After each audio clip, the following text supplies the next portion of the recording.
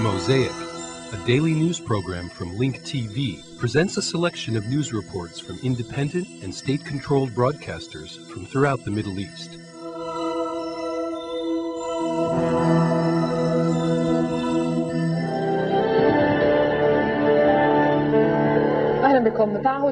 Welcome. Countries pledged to contribute $18.5 billion, and the European Union is able to grant approximately $1.5 billion. France announces that it is prepared to cancel part of the debts that is owed by Iraq.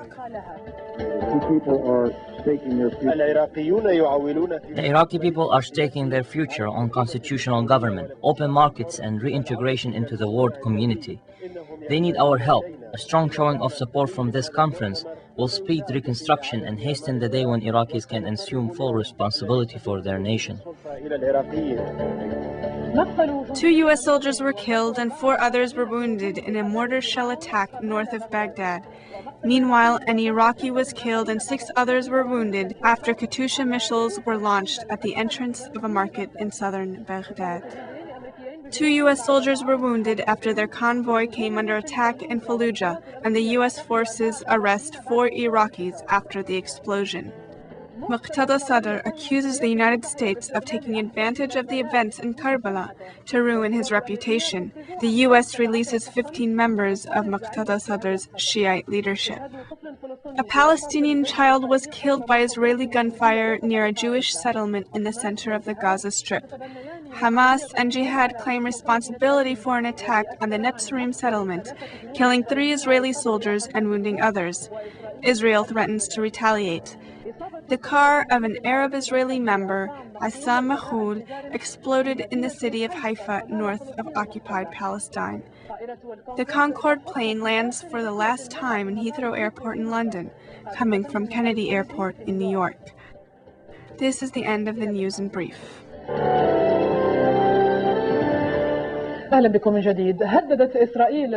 Israel threatened to respond to the Netzarim settlement operation, killing 3 Israeli soldiers and wounding 2 others, blaming the Palestinian leadership for the escalations.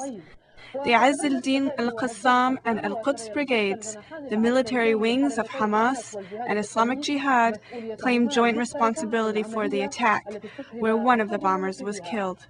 Last night, a Palestinian was martyred during an attempt to break into the El Sinai settlement north of the Gaza Strip. The Israeli government threats to respond to the Netzarim settlement operation in the Gaza Strip were not as strong, since the Israeli occupation forces continue to attack Palestinians on a daily basis. As usual, Israel blames the Palestinian president for retaliations by the Palestinian resistance. Meanwhile, they claim they want peace. The Palestinian leadership must arrest the criminals, planners, and intruders who want to kill innocent people. This is the responsibility of the leadership. These saboteurs are from within the leadership, and it is their responsibility. The Izz al-Din al-Qassam and al-Quds brigades, the military wings of both Hamas and Islamic Jihad, jointly claimed responsibility for the operation, killing 3 Israeli soldiers and wounding 2 others. One of them is in critical condition. They announced that Hamas member Samir Fouda from the Jabalia refugee camp was martyred by the occupation forces during the operation. Meanwhile, his partner was able to escape, despite the occupation forces combing of the area. The 2 resistance fighters were able to infiltrate the heavily guarded settlement to attack after a chain of Israeli air raids in Gaza, killing more than 11 Palestinians and causing massive damages. Also, after Israeli officials announced that the separating wall Israel is building may also define the border to include the strategic Jordan River. If this plan is implemented, it will end the peace negotiations.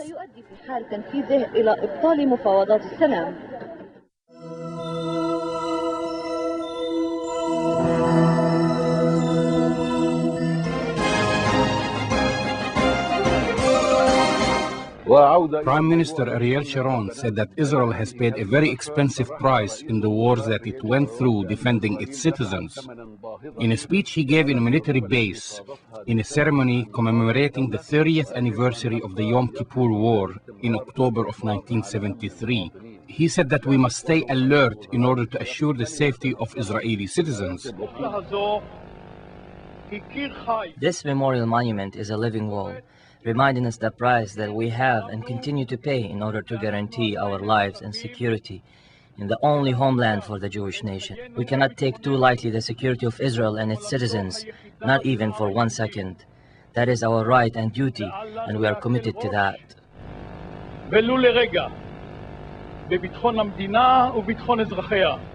The Oppressed People's Monument is not only a memorial of victims.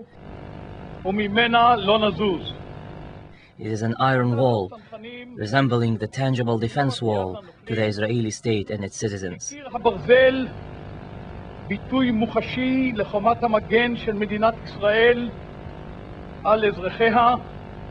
This includes the Air Force and the entire Israeli Defense Army.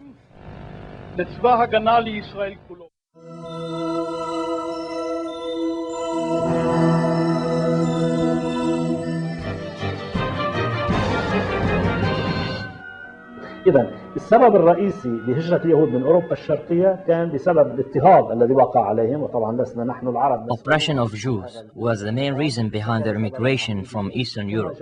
Of course, we, the Arabs, were not responsible for the oppression. Rather, it was based on religious grounds. In a later time, Jewish people migrated in waves. For example, the Jews who migrated from the former Soviet Union mostly went to the West, not to Palestine. They left either for security reasons, searching for freedom, or for economic reasons, hoping to improve their situation. For every 100 immigrants from the former Soviet Union, only 10 to 12 went to Palestine. So they had a choice either to stay in Europe or travel to the United States. Furthermore, more than 200,000 non-Jewish migrants were able to go to Israel for economic reasons. Now, there are about 200,000 Christian Russians in occupied Palestine, that is, the state of Israel. They claimed that they were Jews. They had some sort of relations with Jews, which enabled them to forge their documents. Now they are living in Israel, but refuse to accept the Jewish identity, and they do not want to go back to Russia, posing a true demographic problem to the Zionist entity. فالغالبية الساحقة من هؤلاء اليهود الذين هاجروا في أوائل التسعينات لم تكن وجهتهم فلسطين. The overwhelming majority of the Jews that immigrated in the early 1990s did not choose to go to Palestine. However, a majority of Jews were forced to go to Israel after the American authorities restricted the annual number of Russians allowed to enter the United States. At the same time, Western European countries, Canada and Austria, closed their doors to Jewish people. Thus, Jews who had a strong desire to leave the former Soviet Union now were limited to travel only to Israel or not to travel at all. The United States announced that it will open its doors only to 30,000 Russian Jews annually. The deputy foreign minister at the time, Benjamin Netanyahu, said that once the annual number of Russian Jewish immigrants to the U.S. reached 30,000, the rest would be forced to go to Israel or to stay in the Soviet Union. It was clear that the Israeli government was trying to bring in more Jewish immigrants while fully realizing that many of them did not choose to make Israel their new homeland.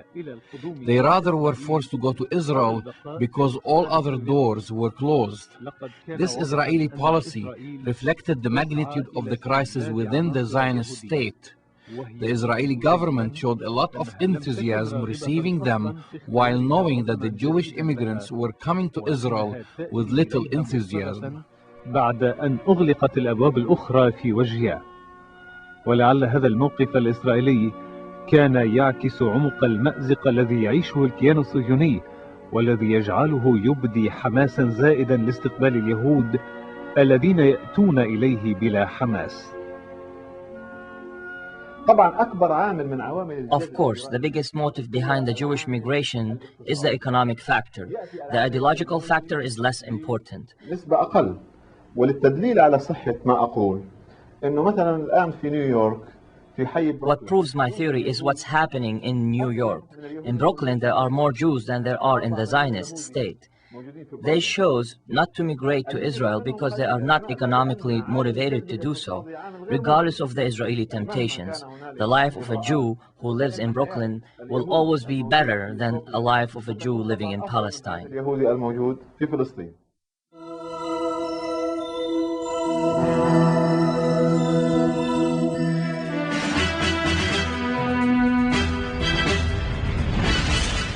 The U.S. occupation army in Iraq suffered more casualties. The Central Command said in a statement a U.S. 101 Air Force soldier was killed Friday in an attack in Mosul to the north of the country, during which simple weapons was used. This was the latest of a string of anti-U.S. attacks. Another American soldier was killed and 4 others were injured in various attacks in Baquba and Fallujah. In another day of anti-occupation attacks, a roadside bomb damaged an American vehicle in the Iraqi town of Fallujah early on Friday morning, injuring at least 2 U.S. soldiers. According to Iraqi witnesses, the U.S. Humvee was hit by 2 blasts. American soldiers were said to have sprayed the area with gunfire before evacuating 2 of their number. They then arrested several people in the surrounding area, but their behavior was extremely hysterical.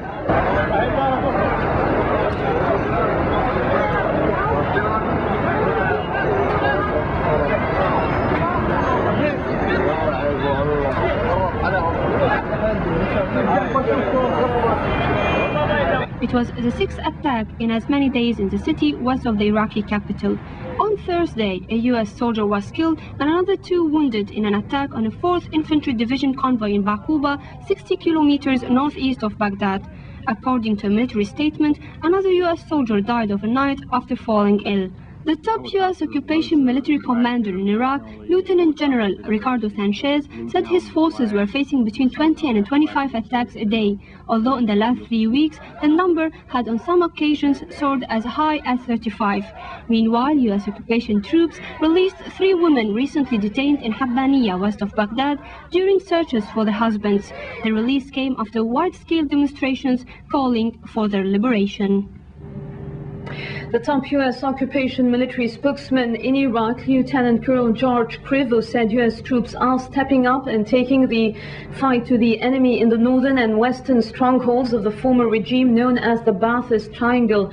Crivo said that the way they are approaching that part of the country has changed in the past 30 to 60 days with a more offensive mindset. This report has more. Go! The U.S. military admits their search campaign are of a more offensive nature, but reality shows that these operations are a daily horror for civilians. They are being disrespectful and inhuman, as this footage reveals.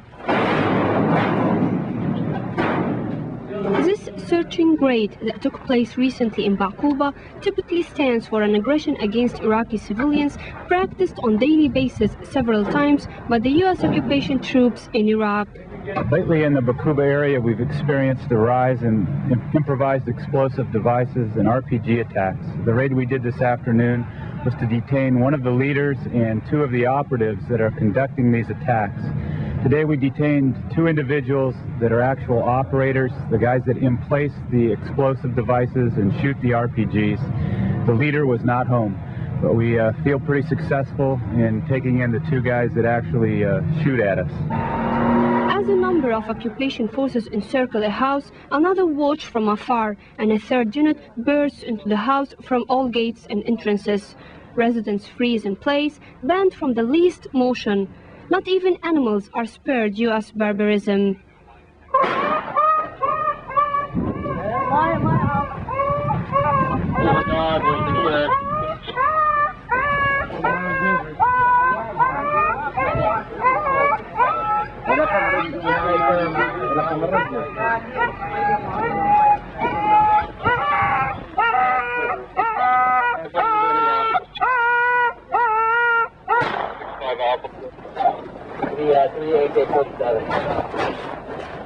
Only after frightening all residents, from the youngest child to the feeblest woman, do they leave, almost always without finding any of the alleged weapons or wanted men they search for. On the second day of the Madrid International Donor Conference for occupied Iraq, the United States was pressing for more money to reduce the burden of the country it is now occupying, as aid mostly in the form of loans was pouring in. Organizers of the two-day conference declined to say how much might be raised towards the $36 billion the World Bank says Iraq needs over 4 years, in addition to the $20 billion package now before the U.S. Congress. American officials stressed, however, that the United States would administer all U.S. contributions rather than hand it over to the new fund set up at the conference to be managed by the World Bank, the United Nations, and Iraqis. Representatives of some 70 countries went into the second day of talks in Madrid on Friday over contributions for the reconstruction of occupied Iraq. The United States pressed for big contributions to desperately ease down the economic burden off its shoulders. One of the U.S. officials was quoted saying, "We cannot allow for failure." Iraq hopes to satisfy needs which World Bank and UN economists put at $36 billion for the coming 4 years, to which the so-called Coalition Provisional Authority has added a further $20 billion. So far, the World Bank and the International Monetary Fund unveiled a loan package for Iraq worth up to a total of $9.25 billion over 5 years to aid the reconstruction of the shattered Iraqi economy, mainly due to the many U.S. wars against Iraq and years of international sanctions. As more than 70 donor nations outlined their own pledges, World Bank President James Wolfenson said the organization would pledge loans for up to $5 billion over the next 5 years. The IMF weighed in with a package worth up to a maximum $4.25 billion over the 3-year period. IMF Director Horst Queller said that some $850 million could be given as urgent aid, and then amounts between $850 million and $1.7 billion could follow annually. Japan announced it will extend a total of $5 billion in aid for 2004-2007. The Japanese government had previously announced that it would extend $1.5 billion in grants for 2004. However, the fresh commitment of up to $3.5 billion consists mostly of official low-interest loans. For its part, Saudi Arabia said it will give Iraq $1 billion in credit facilities. It also said it will study lowering debts due to loans given to the former Saddam Hussein government. The United Arab Emirates will contribute $250 million for humanitarian relief and reconstruction aid. Saddam Hussein's old enemy Iran said it will contribute $300 million as credit facilities, and added that it's ready to allow Iraq to use its ports to export oil or cut an exchange deal to include some 350 oil barrels per day. Iran also expressed its readiness to provide electricity and gas in support for the reconstruction efforts of occupied Iraq. Italian Foreign Minister Franco Frattini said European Union countries pledged to contribute $700 million for 2004. Frattini added that his country will contribute an additional $200 million to be expended in the few coming years. On the sidelines of the Madrid Donors Conference, Iraqi Central Bank Governor Sinan al-Shabibi said that his country is willing to give licenses to 6 foreign banks in the coming 5 years. Shabibi said that willing banks are to pay Iraq $25 million and focus on high-tech services and internet banking systems. The Iraqi Central Bank Governor estimated Iraq's debts for $120 billion. However, the International Bank estimated the debts for at least $70 billion, excluding the demands for compensations, while analysts estimate the debt's values to be between $106 and $166 billion, including compensation demands. Tension remained high in Indian-administered Kashmir as Indian troops shot dead 4 pro-independence fighters in 2 separate encounters, while 3 people were injured in a grenade attack. Meanwhile, Indian Deputy Prime Minister Lal Krishna Advani said that New Delhi would not compromise the country's sovereignty and integrity in talks with Kashmir's main pro-independence alliance. On Wednesday, the Indian government, in a dramatic turnaround from its earlier stance, said it was willing to hold talks directly with the Hurriyat, an amalgam of 27 Kashmiri parties. Political leaders of Kashmiris seeking independence from India have accepted a landmark offer of talks by the Indian government. They say they would also discuss a solution to the Kashmiri crisis with Pakistan.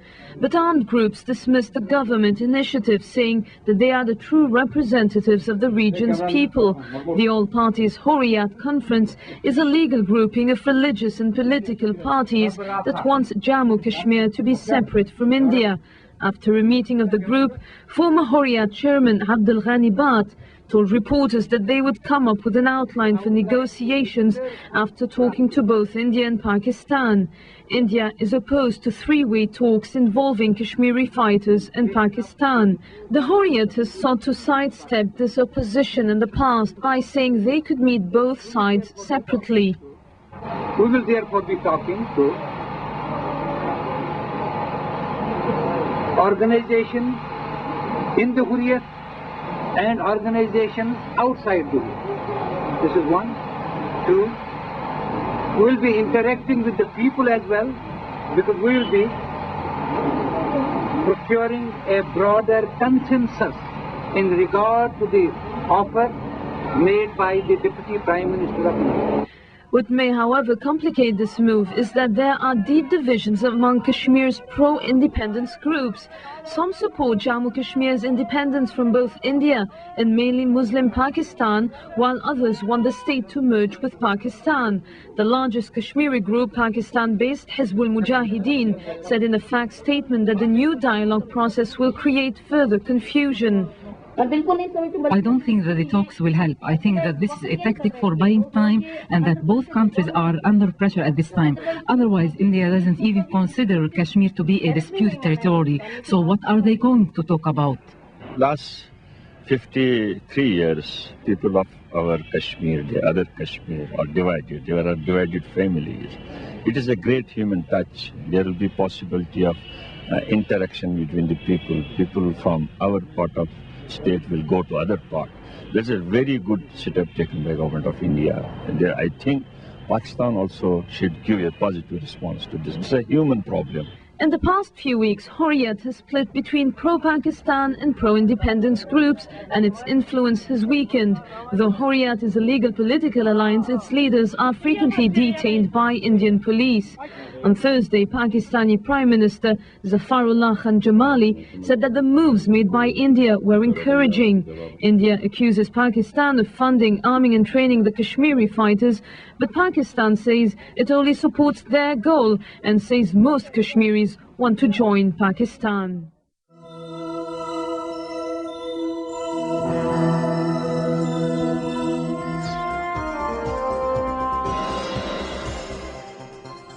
In New York, UN Secretary General Kofi Annan said the Madrid pledges were just a start for Iraq and defended his security response to the Baghdad bombings. He predicted governments would give more overtime as security improved. We shouldn't expect governments to indicate all that they are going to do for Iraq today in Madrid. It's a process. And over time, governments will do more. I also indicated that security was a constraint, and we need to do something about that issue. And I think everybody agrees with that. And so we should not judge the success of Iraqi reconstruction by the contributions that are announced today. It's only a beginning of a process. 2 U.S. soldiers have been killed in a mortar attack near the Iraqi town of Samarra. In a separate incident, 3 members of the same family died when their car was crushed by a U.S. tank fleeing an ambush on a Baghdad highway. 2 other members of the same family suffered injuries in the incident.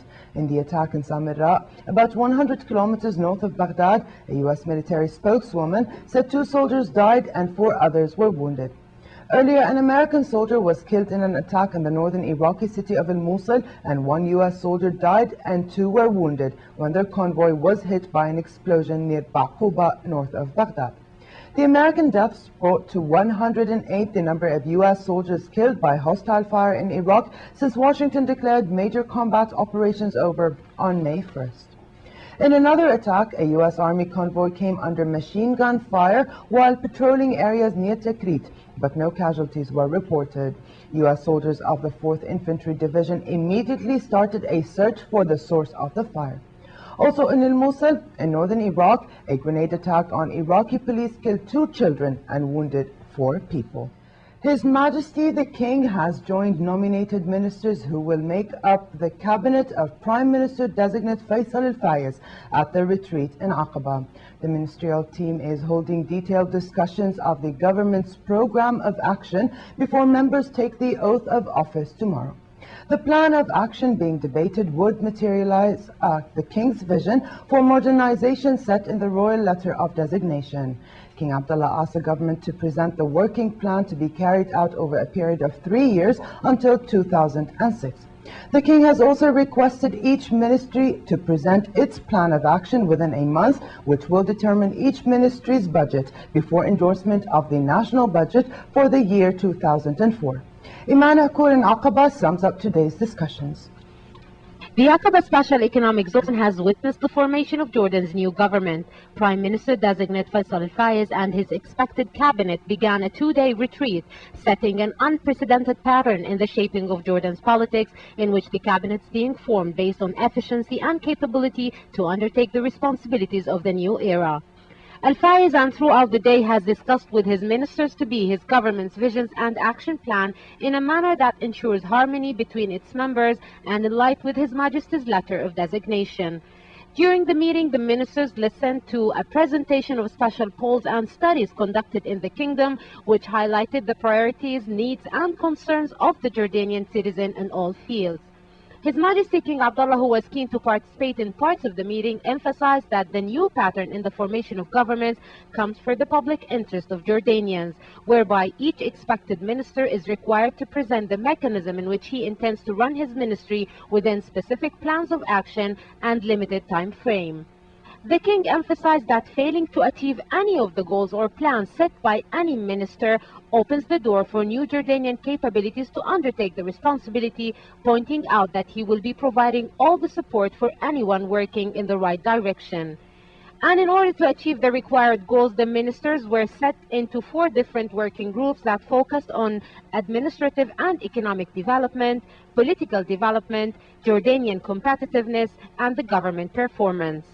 The ministers, and through those groups, were given the chance to focus their plans and to exchange experiences and visions in an open manner that reflects the new government's approach in carrying its responsibilities in line with the letters of designation.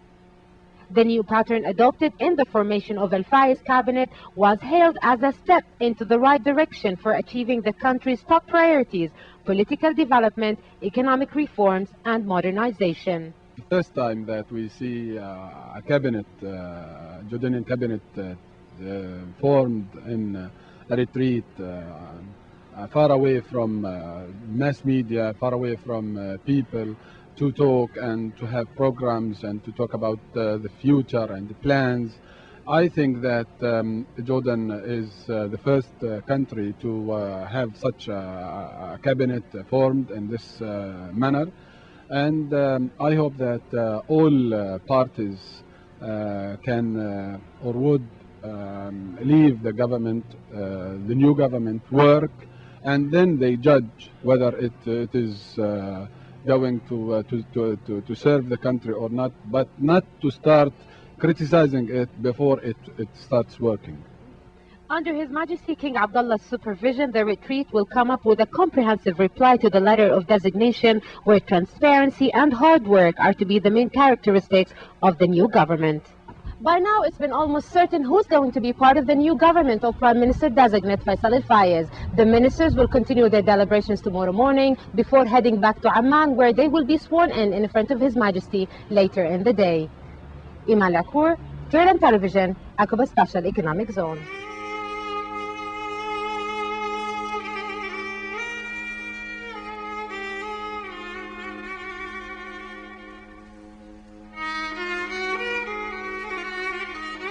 Mosaic is made possible by a grant from the John S. and James L. Knight Foundation, which promotes journalism excellence worldwide and invests in the vitality of 26 U.S. communities, and the William and Flora Hewlett Foundation. Additional support is provided by the Firedoll Foundation and Henry and Virgilia Dakin.